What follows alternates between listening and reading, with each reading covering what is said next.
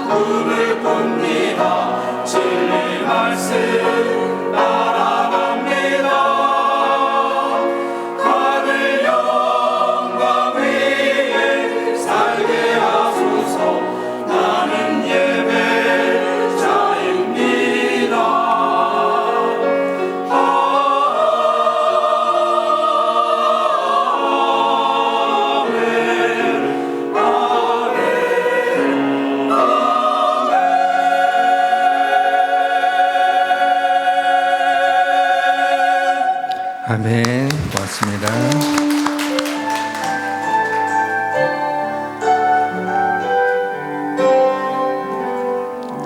내 손을 주께 높이 듭니다. 내 찬양 받으신 주님, 내 맘을 주께 활짝 엽니다. 내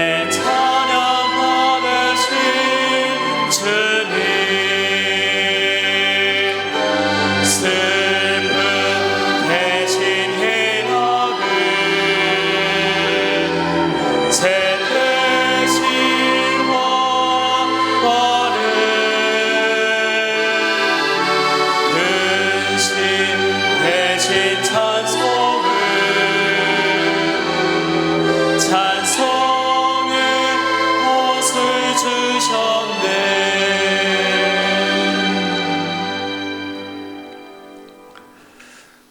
갑자기 오늘 집을 나서는데 이런 마음이 들었습니다. 네. 마음이 흔들리시는 분이 계십니까? 주님이 여러분을 돌보아 주실 것입니다. 마음에 풍랑이 일어나고 있는 분들이 있습니까? 그 모든 염려를 우리 주님께 맡기시기를 바랍니다. 하나님께서 우리 삶에 일어나는 모든 것들이 합력하여 선을 이루게 해주시는 줄 믿으시기를 주님의 이름으로 축원합니다. 올해 기도 제목을 내주신 성도님들의 기도 제목을 보면서 기도 제목 없는 인생은 없다라는 것을 느꼈습니다.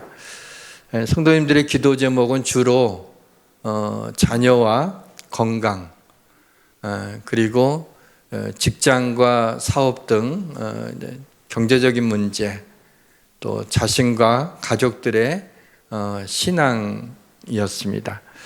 이 시간 성도님들을 위해서 기도하고 축복하고 싶었습니다. 너는 내게 부르짖으라 내가 네게 응답하겠고 라는 말씀에 의지하여 예수 그리스도의 이름으로 구할 때 믿음으로 아멘 하시어 기도 응답을 받는 은혜를 누리시기를 바랍니다. 여호와께 구하오니 우리에게 선물로 주신 자녀들과 손주들의 앞날에 하나님의 복이 충만하기를 주님의 이름으로 축원합니다. 여호와 라파, 우리 하나님께서 질병 가운데 고생하는 성도들과 가족들에게 이 시간 치료하는 광선을 발하여 주시어 깨끗이 나음을 받고 건강함으로 한 해를 출발할 수 있기를 주님의 이름으로 축원합니다. 우리 성도들의 직장과 사업을 축복해 주시고 재정적인 모든 어려움들이 풀어지는 한 해가 되기를 주님의 이름으로 축원합니다. 믿지 않는 가족들이 올 한 해에 믿음을 갖게 되는 기적이 일어나고 한 단계 업그레이드된 신앙생활로 주일 예배 외에 새벽기도, 수예배, 금요 한밤의 기도회 등 플러스 원 예배를 드릴 수 있기를 주님의 이름으로 축원합니다. 모든 것이 잘 될 것입니다. 속상한 일 하나 하고 화나는 일 하나를 잠깐 소개하겠습니다.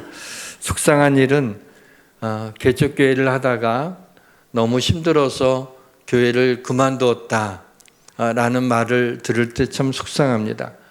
어떤 목사님이 이런 얘기를 하더군요. 자기가 아는 목사님이 개척교회를 하다가 너무 힘들어서 그만두고 절에 들어갔다 그러는. 그래서 교회를 그만뒀다는 말을 듣고 좀 마음이 안 좋은데 절에 들어갔다는 얘기를 듣고 여기 뭐지? 좀 이상하게 좀 충격을 받았어요. 그랬더니 그 절 이름이 뭔지 아냐고. 제가 어떻게 알겠어요? 그때 만우절 그러는. 이게 심각한 얘기를 너무 장난스럽게 얘기해서 제가 좀 놀란 적이 있습니다. 제가 가끔 화가 날 때는 방송에서 비도덕적인 일을 한 어떤 목사에 대해서 보도하고 논평을 하면서 기독교에 대한 비난을 막 이렇게 쏟아놓는 것을 가끔 듣게 됩니다. 만약에 변호사가 비도덕적인 일을 한 것이 이제 드러나서 방송에 나왔다면은 방송에서 변호사 전체를 비난하지 않고 개인적인 일탈로 아마 그렇게 다루었을 것 같아요. 교육부 인가를 받지 못한 신학교에서 몇 달 동안만 공부하고 몇 사람들이 모여서 자기들끼리 안수하면서 목사가 되는 경우들이 있습니다. 종교는 국가검정, 국가고시 같은 게 없기 때문에 그렇게 종교의 자유가 있으니까 우리끼리 목사다라고 그런 경우들이 있고, 또 이단 교주들의 그 개인적인 일탈로 인해서 왜 기독교 전체가 이런 비난을 받아야 되는가라고 하는 것에 화가 나곤 했는데, 어느 날도 방송에서 그런 얘기가 나오는 거예요. 그래서 좀 화가 나 있었는데, 그렇지만 제가 말씀을 준비해야 돼서 이렇게 기도를 했습니다. 기도를 하는데 기도하다가 좀 느껴진 게 있어요. 바로 좀 전에 그런 좀 화가 나는 마음을 가지고 기도를 했기 때문에 그래서 느껴지는 게, 교회가 우리 사회의 빛과 소금의 역할을 감당하지 못하고 기독교 지도자들이 이 사회에 선한 영향력을 미치지 못해서 우리 사회가 실망을 해서 어떤 그런 얘기들이 나오면 더 뭐라고 하는 게 아닌가라는 생각이 들면서, 내가 화를 내기보다는 이 사회를 위해서 기도하고 교회가 어떻게 이 사회에 빛과 소금의 역할을 감당할 수 있는지를 고민해야겠다라는 그런 생각이 들었습니다. 무슨 일로 인해서 화가 났을 때는 잠시 멈추어 서서 기도해야 됩니다. 방송 용어인데 스틸컷이라고 하는 용어가 있습니다. 스틸컷은 뜻은 정지된 사진 이런 뜻이에요. 그래서 방송을 하다가 뭐 드라마나 혹은 영화를 찍을 때 딱 한 장면을 딱 정지시킬 때가 있잖아요. 클로즈업 하면서. 그것을 스틸컷이라고 하는데, 화가 날 때는 스틸컷을 해야 돼요. 정지된 사진처럼 멈추어 서서 기도해야 됩니다. 우리의 스틸컷은 기도예요. 기도할 때 성령의 다스림을 받게 됩니다. 기도할 때 성령께서 깨닫게 해 주시는 거죠. 우리 믿는 사람들은 우리의 생각과 마음으로 살아가는 사람들이 아니라 하나님의 뜻과 하나님이 주신 은혜로 살아가는 사람들이기 때문에 그 같은 화가 나고 혹은 낙심이 되고 분함이 일어나게 될 적에는 스틸컷을 해야 돼요. 기도로서 잠깐 멈추어 기도하는 겁니다. 그렇게 하면 화가 났더라도 성령님의 다스림을 받으면 다른 사람들에게 상처를 입히지 않습니다. 그러나 화가 났을 때, 어떤 걸로 인해서 분노가 일어나고 도저히 참을 수 없을 때, 그때 스틸컷을 하지 못하면, 기도하지 못하면 우리는 주변에 있는 많은 사람들에게 큰 상처를 입히게 됩니다. 그래서 성령의 다스림을 받는 사람이 온유한 사람입니다. 팔복의 온유가 나옵니다. 오늘 본문이죠. 온유한 자는 복이 있나니 그들이 땅을 기업으로 받을 것이며, 사랑장이라고 불려지는 고린도전서 13장에도 사랑은 제일 처음 나오는 게 오래 참고, 그 다음에 나오는 게 온유하며, 온유가 얼마나 중요한지를 나타내죠. 온유는 사랑의 속성이기도 합니다. 예수님의 성품을 나타내는 성령의 9가지 열매도 보면은, 오직 성령의 열매는 사랑과 희락과 화평과 인내와 자비와 양선과 충성과 온유와 절제, 이때 또 온유가 나오게 됩니다. 이 같은 것을 금지할 법이 없느니라 라고 말씀하고 있죠. 기독교의 에센스가 담겨져 있는 이 팔복, 그 다음에 사랑장의 그 사랑의 속성, 그리고 성령의 열매에 전부 다 온유가 등장하고 있다고 하는 것은, 온유가 얼마나 중요한 기독교적 가치를 가지고 있는지를 웅변해 주고 있는 것입니다. 지금은 초등학교라고 불리우는데, 제가 다닐 때는 국민학교라고 했습니다. 저는 을지국민학교를 나왔습니다. 그런데 그 국민학교 생활기록부를 제가 본 적이 있어요. 기억이 지금도 나는데, 주의가 산만하나 온유하고 착함이라고. 생활기록부는 웬만하면 좋게 기록하는 건데 주의가 산만하다고 기록했으니까 꽤 떠들었던 것 같습니다. 근데 오늘 말씀을 준비하면서 그 생각이 나는 거예요. 그래서 하나님께 감사했어요. 주의가 산만하다는 부정적인 그런 말보다는 온유하다고 칭찬해 주신 것이 더 기억에 남아요. 담임선생님이 저한테 최고의 칭찬을 해 주신 것입니다. 때로 인생을 즐겁게 살기 위해서는 긍정적으로 생각하는 훈련이 필요하기도 합니다. 팔복에 나오는 복에는 현재형과 미래형이 공존하고 있습니다. 첫 번째 복과 여덟 번째 복, 그 복은 그 현재형입니다. 심령이 가난한 자는 복이 있나니 천국이 그들의 것이며 의를 위하여 박해를 받는 자는 복이 있나니 천국이 그들의 것이며 그들의 것이며 라고 하면서 그들의 것이다 현재형으로 기록하고 있습니다. 그런가 하면 두 번째 복부터 일곱 번째 복까지의 그 6개의 그 복은 미래형으로 되어 있어요. 그들이 위로를 받을 것이요 땅을 기업으로 받을 것이며 배부를 것이며 긍휼히 여김을 받을 것이며 하나님을 볼 것이며 하나님의 아들의 일컬음을 받을 것이요. 전부 다 미래형으로 되어 있는 걸 봅니다. 재미있는 것은 천국이 그들의 것이며 라고 천국에 우리가 나중에 갈 테니까 그게 미래의 복이 돼야 될 것 같고 위로받는 것, 땅을 기업으로 받는 것, 배부른 것, 긍휼히 여김을 받는 것, 하나님을 보는 것, 하나님의 아들이라 일컬음을 받는 것 등의 복은 지금 누려야 될 현재형 복이 되어야 할 것 같은데 주님은 그걸 바꿔서 해놓은 걸 봅니다. 주님의 뜻은 이겁니다. 천국을 누리는 것, 천국을 받는 것은 바로 이 땅에 살면서 주님이 우리와 함께 하시는 하나님이 계시는 곳이 천국이니까 내 마음에 하나님으로 말미암아 천국이 되고 우리 가정에 하나님을 모심으로 우리의 가정이 천국이 되고 교회에 하나님의 성령의 하나님의 역사가 나타남으로 교회가 천국이 되어야 된다. 이 땅에서 천국을 누리며 살라라고 말씀하신 것입니다. 그것이 복이다라는 것. 그리고 진정한 하나님의 위로, 또 참된 만족, 또 천국에서 하나님을 뵙는 것, 하나님의 아들의 일컬음 받는 것은 궁극적으로 천국에서 이루어지게 될 것이다 라고 하시는 거죠. 오늘은 온유한 자가 어떤 사람인지를 말씀드리고 온유한 자들이 받을 복은 무엇인지 그리고 마지막으로 어떻게 온유한 자가 될 수 있는지를 생각해 보고자 합니다.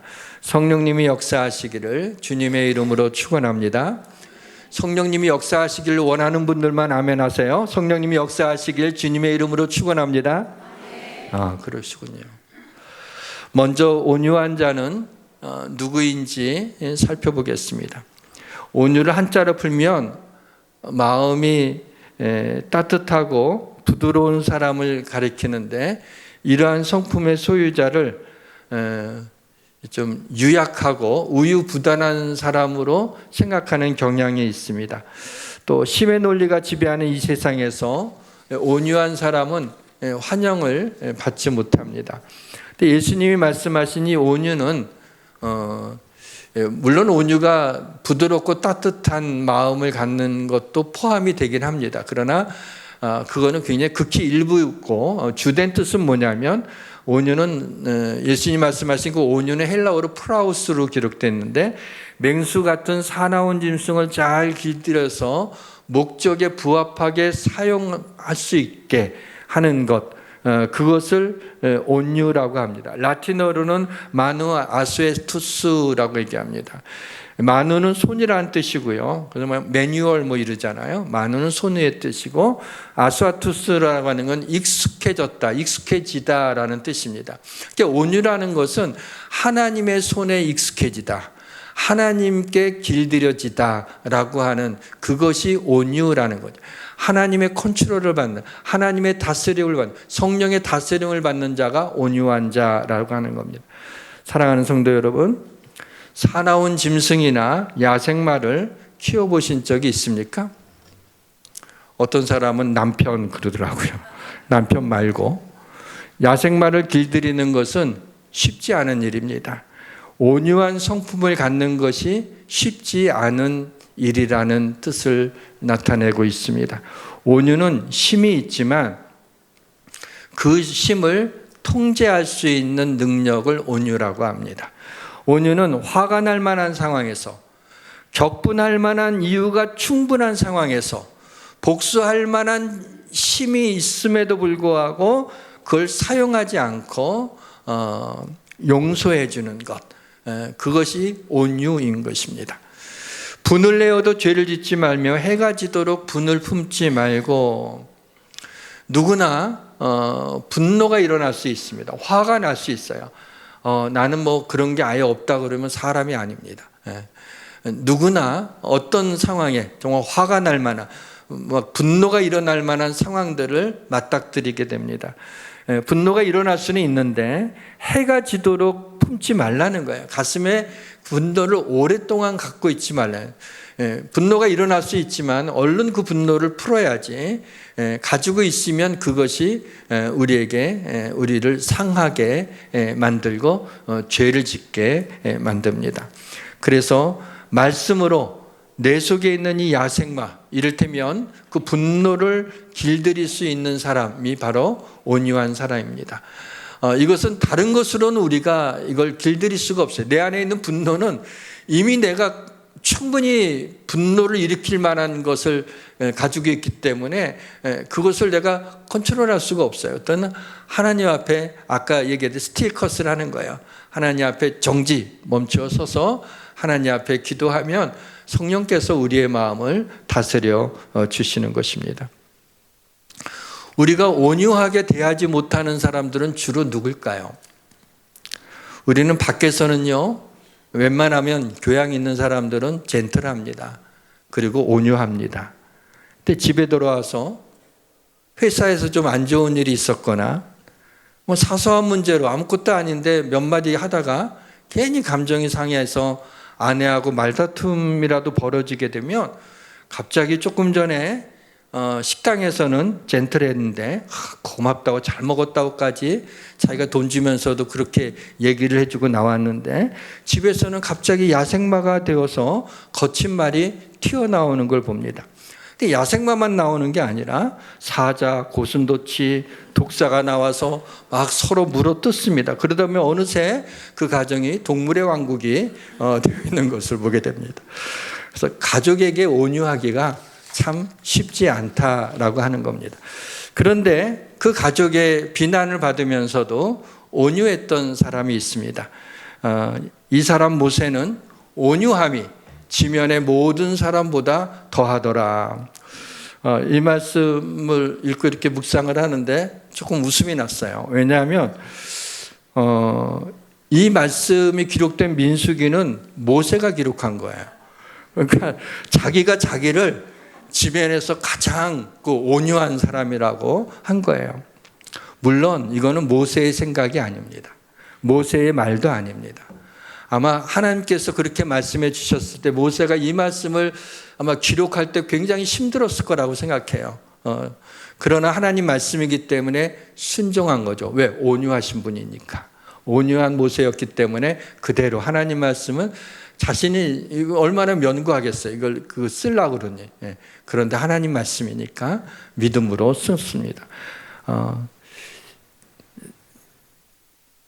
모든 성경은 하나님의 감동으로 된 것이기 때문에 기록된 온전한 하나님의 말씀인 것입니다.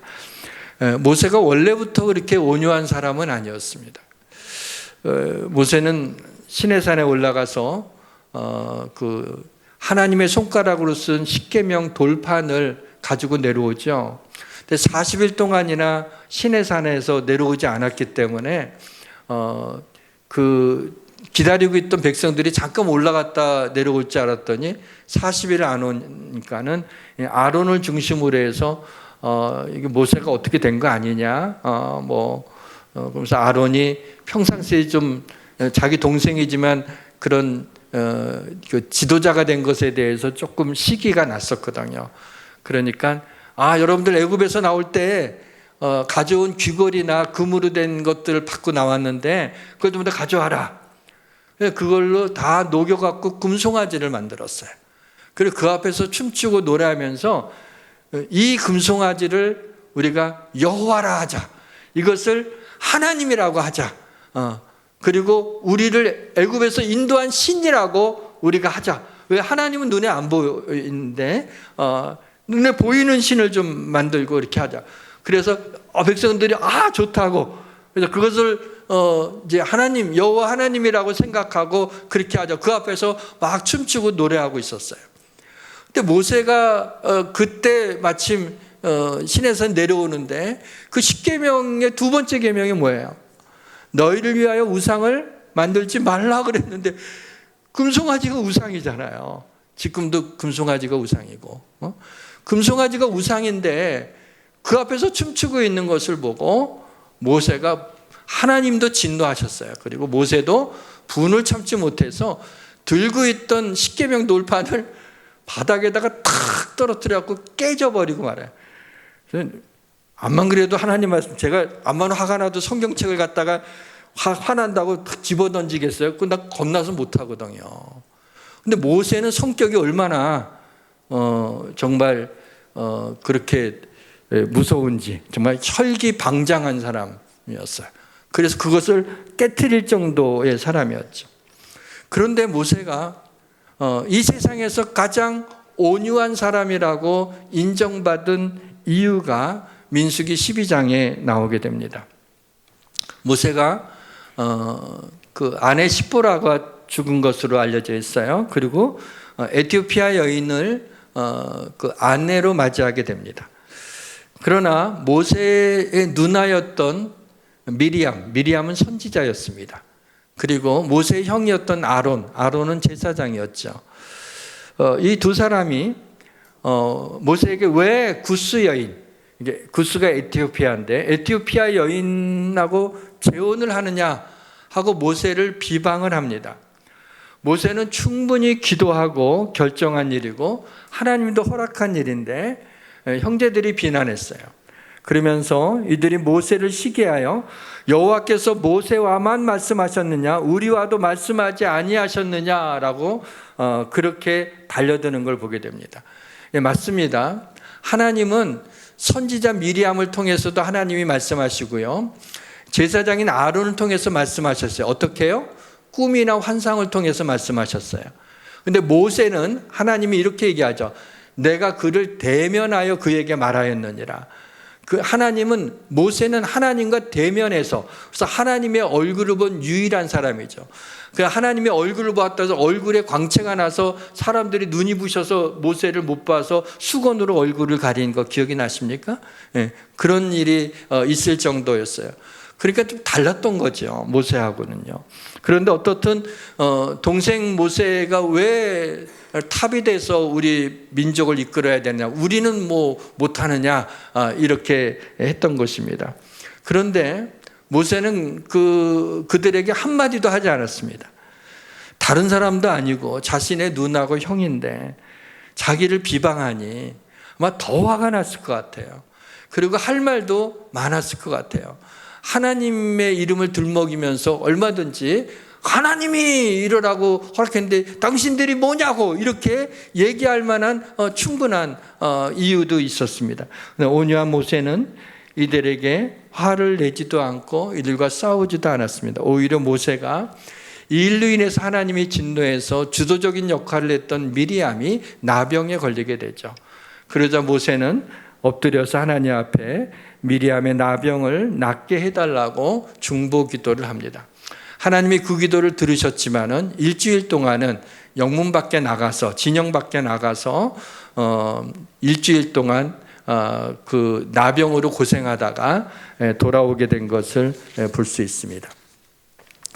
다음에 바울이라는 사람이 있는데 이런 말씀을 했어요. 나 바울은 이제 그리스도의 온유와 관용으로 친히 너희를 대하고, 바울이 온유와 관용으로 너희를 대했다. 다시 말하면 나는 온유한 사람이다 라고 얘기를 한 겁니다. 근데 사실 바울도 야생마였습니다. 스테반이 순교할 때 그때는 이름이 사울이었죠. 청년 사울이었어요. 사람들이 돌을 들어서, 왜냐하면 스테반이 예수 그리스도의 십자가를 전했거든요. 그리고 그가 하나님이라고 말씀했거든요. 그럴 때 당시 유대인들은 어떻게 나사렛 예수가 하나님이 될 수 있느냐? 어떻게 하나님이 인간의 몸을 입고 이 땅에 올 수가 있느냐? 거룩하신 하나님의 이름조차도 우리의 입에 여호와라는 말도 올릴 수가 없는데 넌 하나님을 못 얻겠다 그러면서 이들이 돌을 들어서 치는데 그래도 조금 무서웠어요. 왜냐하면 정말이면 어떡해? 그랬을 때 사울이라는 이 청년이 내가 다 책임질게. 그래서 사람들이 겉옷을 벗어서 사울 앞에다 놨어요. 이거 뭐냐면 여기에 대한 책임은 내가 다 진다. 모든 저주는 내가 다 받는다. 염려하지 말고 쳐라. 이렇게 한 거예요. 그러니까 이 보통 사람이 아니죠. 사울도 그런 성격의 사람이었어요. 뿐만 아니라 그 성경엔 수리아로 나와 있는 시리아죠. 오늘날 시리아입니다. 이스라엘 위에 있는 시리아. 거기에 다메섹으로 나오는 오늘날도 수도죠. 다마스커스예요. 그 시리아의 다마스커스로 가는 도중에 갑자기 굉장히 밝은, 왜 글로 가게 됐냐면은 예수 믿는 사람들이 이 사울이 하도 쫓아다니면서 전부 다 붙잡아 갖고 감옥에 가두는 거예요. 그러니까 신앙의 자유를 지키기 위해서 이제 다마스커스로 가서 많은 그리스도인들이 거기에 이제 피신해 가 있던 거예요. 거기서 이제 하나님께 예배드리고 하려고. 그런데 그것을 알고 영장을 받아갖고 사울이 앞장서 갖고 사람들을 데리고 잡으러 가는 거예요. 그들을 잡으러 이제 가는 도중에 그 밝은 빛을 보게 되는데 다른 사람은 안 그러는데 이 사울만 눈이 멀게 됩니다. 햇빛이 쪘는데 눈이 멀. 그래서 그 앞이 보이지 않죠. 그리고 사울에게만 소리가 들려요. 사울아 사울아 내가 어찌하여 나를 핍박하느냐. 주여 누구십니까? 나는 내가 핍박하는 예수라. 내가 너를 이방인의 사도로 세웠다라는 음성을 듣게 됩니다. 보이지 않고 거기 있는 사람은 아무 소리도 못 들었습니다. 더 이상 갈 수 없어 사람들의 손에 이끌려서 다시 예루살렘으로 돌아오게 되고 아나니아라는 제자가 가서 사울을 위해 기도할 때 눈에 비늘 같은 것들이 떨어지게 되죠. 그리고 보게 되고 그 경험은 아무도 못 들은 그 경험 하나 예수를 핍박했던 예수 믿는 자들을 핍박했던 나를 이방인의 사도로 부르셨다고 하는 그 사실에 사울이 감격을 합니다. 사울이라는 것은 큰 자라는 뜻인데 자기 이름을 바울 작은 자라고 계명을 하게 됩니다. 그리고 그의 평생을 주님의 복음을 전하는데 이방인의 사도로 쓰임을 받아서 오늘날 온 세계에 이렇게 기독교가 널리 퍼지게 된 거에는 바울이 가장 큰 공헌을 한 사람입니다.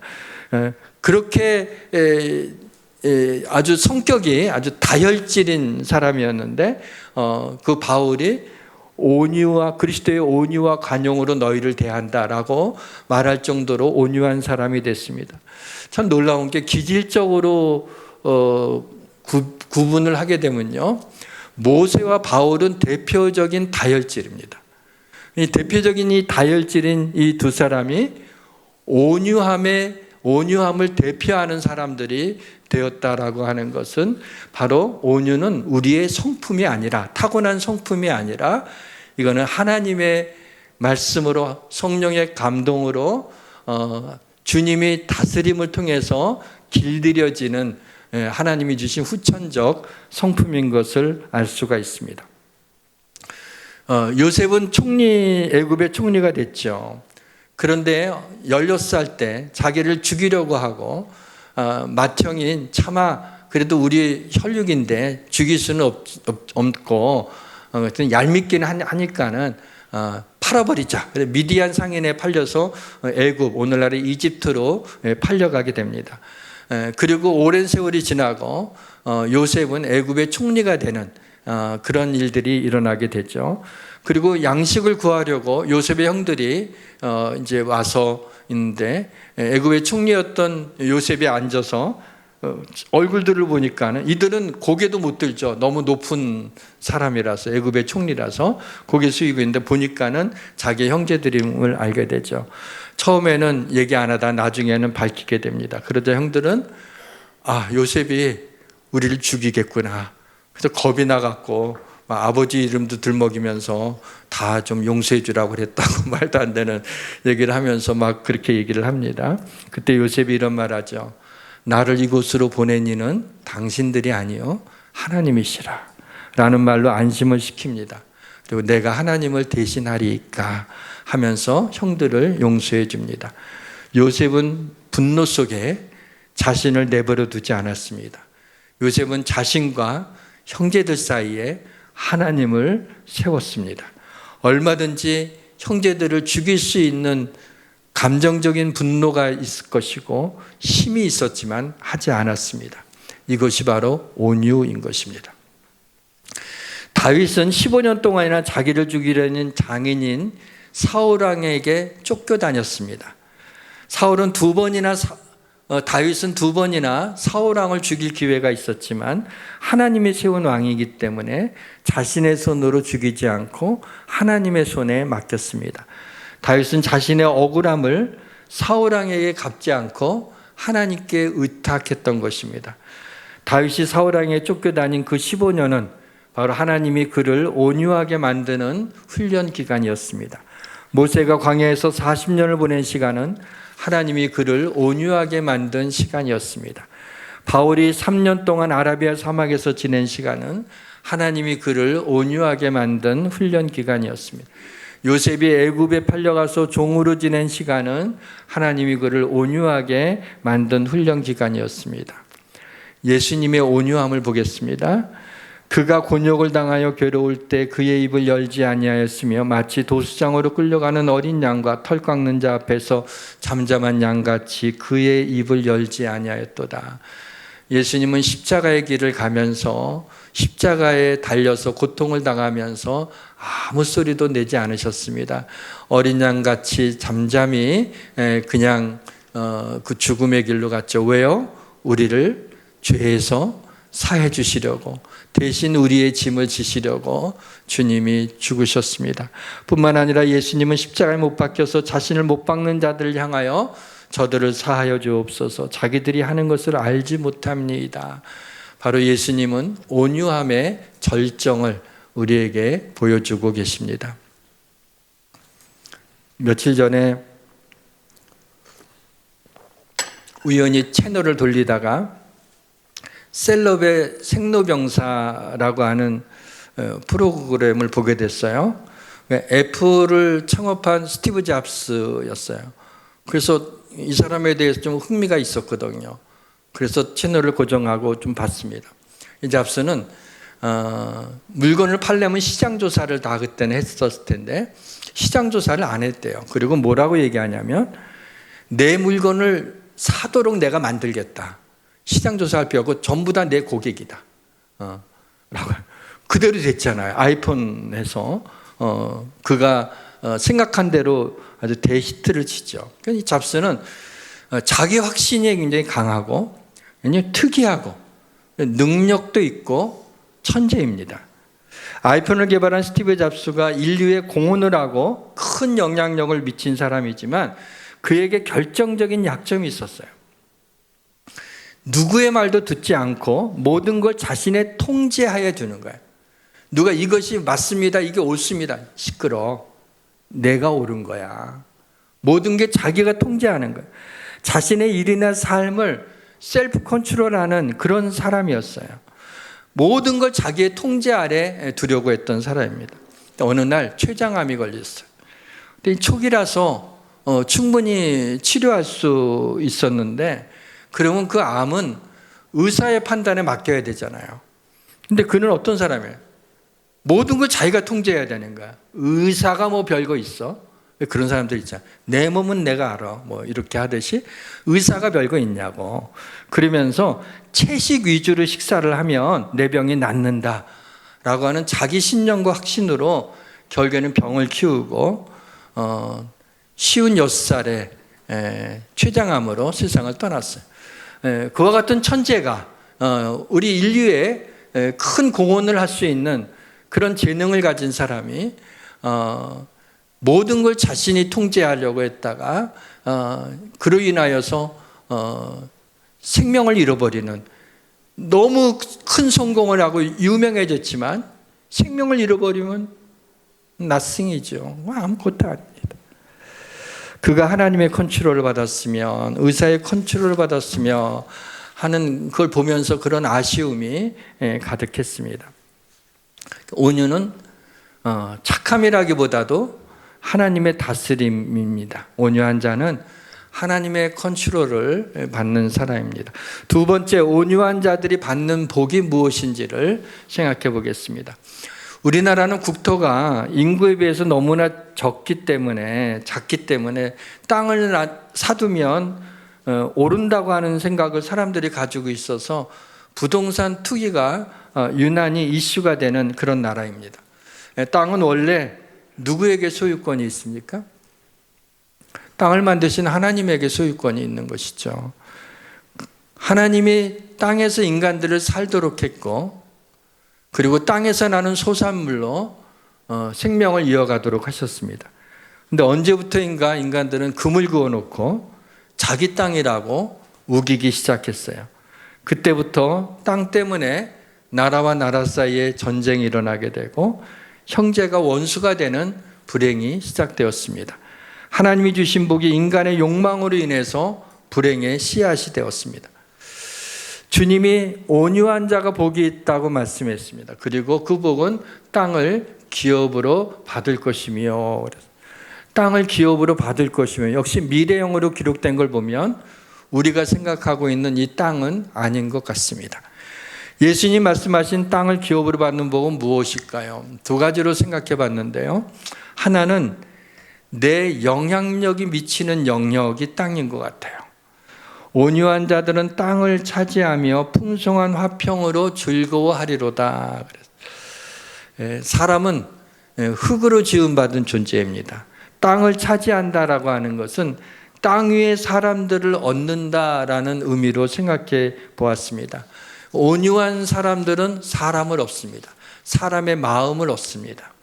사랑하는 성도 여러분, 우리 그리스도인들이 온유함으로 우리 사회에 선한 영향력을 미치고 사람들의 마음을 사서 주님께로 인도할 수 있기를 주님의 이름으로 축원합니다.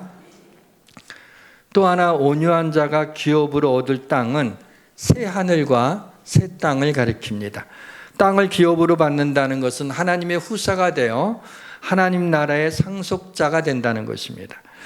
우리는 그의 약속대로 의가 있는 곳인 새 하늘과 새 땅을 바라보도다. 의인이 땅을 차지하며 거기서 영원히 살리로다. 바로 새 하늘과 새 땅을 의미합니다.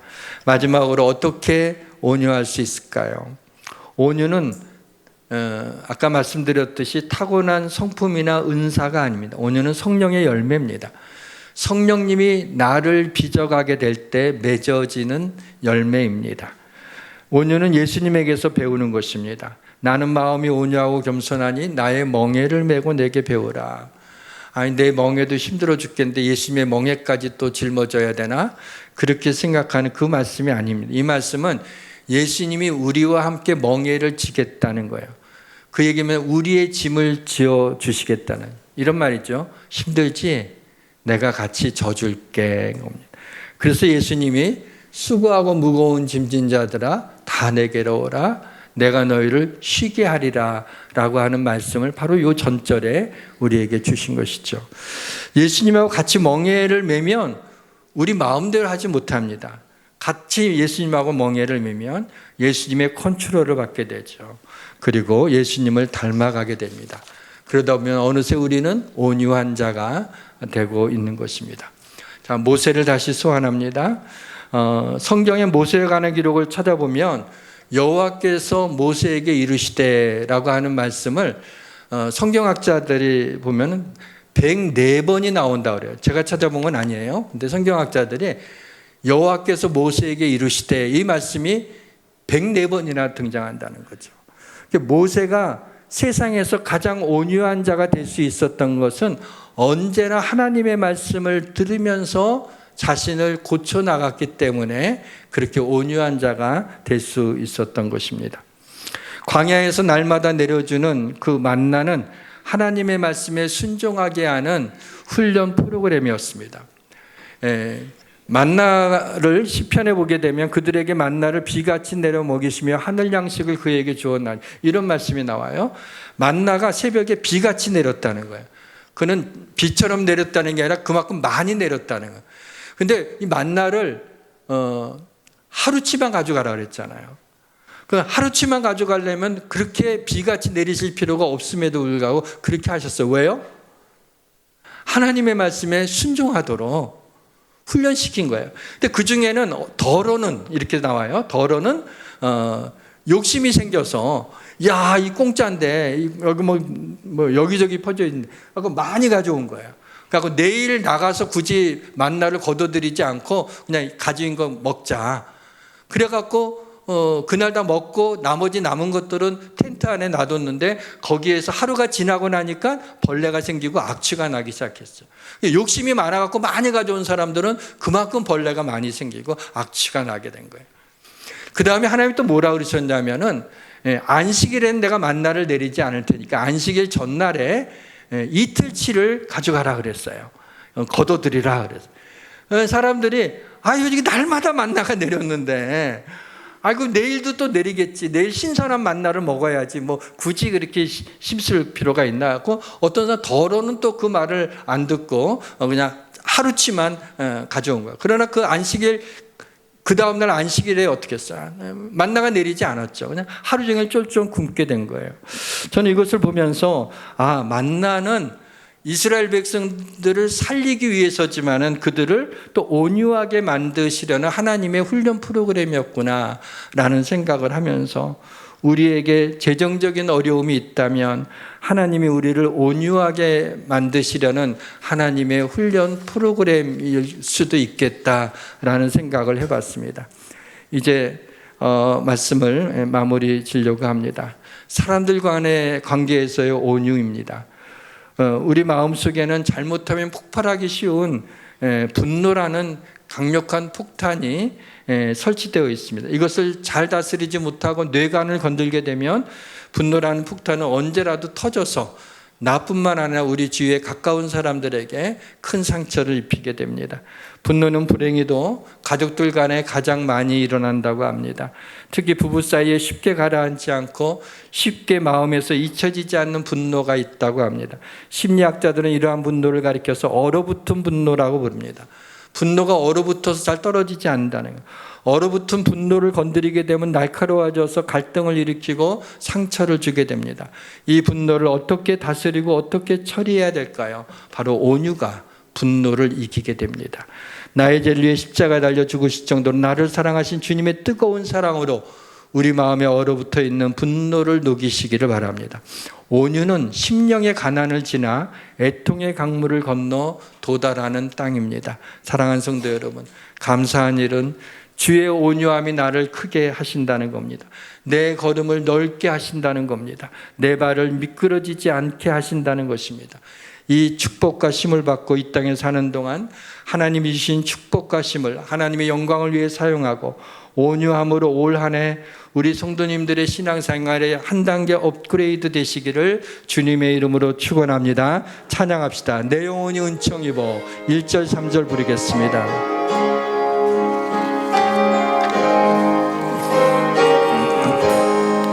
내 영혼이 은총 입어 주한 죄진 벗고보니 슬픔 많은 이 세상도 천국으로 와하도다. 할렐루야 찬양하세. 내 모든 죄 사함받고 주 예수와 동행하니 그 어디나 하늘나라 높은 산이 어친들이 조막이나 궁궐이나 내 주 예수 모신 곳이 그 어디나 하늘나라. 할렐루야 찬양하세. 내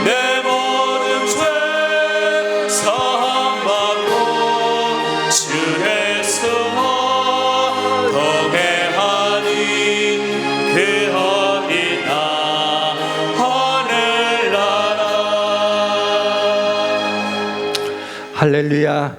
우리 하나님을 찬양합니다. 하나님, 우리에게 온유함으로 이 땅을 살아가게 하여 주옵소서. 성령님의 다스림을 받게 하여 주시며 주님의 만지심이 있게 하여 주옵소서. 예수님의 이름으로 기도합니다. 아멘.